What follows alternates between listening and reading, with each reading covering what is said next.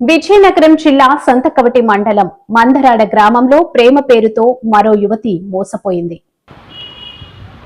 విజయనగరం జిల్లా సంతకవటి మండలం మందరాడ గ్రామంలో ప్రేమ పేరుతో మరో యువతి మోసపోయింది. స్వచ్ఛంద సంస్థలు, పోలీసులు, మహిళా కమిషన్ సభ్యులు నేటి యువతరానికి ఎన్నిసార్లు కౌన్సిలింగ్ చేస్తున్నప్పటికీ అబ్బాయిల కళ్ళబొల్లి కబుర్లు, మాయమాటలు చెబుతూ అమ్మాయిలను వశపరుచుకొని వాళ్ళ మోజు తీరాక ముఖం చాటేస్తున్నారు.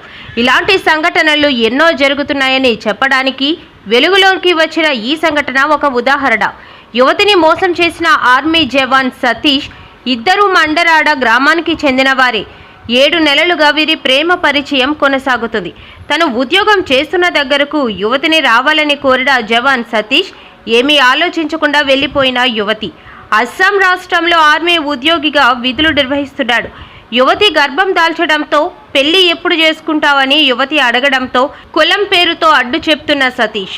అప్పుడు యువతి మోసపోయానని గమనించి తనను సతీష్ అనే యువకుడు మోసం చేశాడని పోలీసులను ఆశ్రయించింది.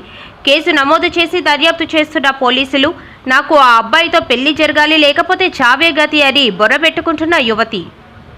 మంగాడ గ్రామం సార్, నేను మంగాడ గ్రామంలో సతీష్ అనే అబ్బాయితో ప్రేమలో ఉన్నాను. గత 7 నెలలుగా తనతో ఫోన్ మాట్లాడడం కట్ట చేశాను. తర్వాత ఆ అబ్బాయి అస్సాం రైఫిల్స్లో వాలంటీర్గా జాబ్ చేస్తున్నారు 8 సంవత్సరాలుగా.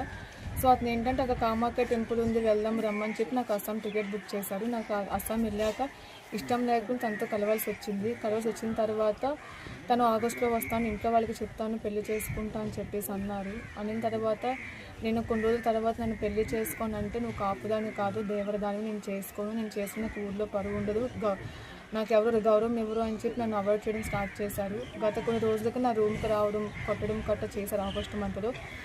తర్వాత నేను ఆ బాధలన్నీ నేను చూసి తర్వాత ఎస్ఐ గారికి నేను కంప్లైంట్ చేశాను. ఎస్ఐ కంప్లైంట్ చేసిన తర్వాత కూడా ఎస్ఐ గారు అబ్బాయికి ఒక 10 రోజులు టైం ఇచ్చారు.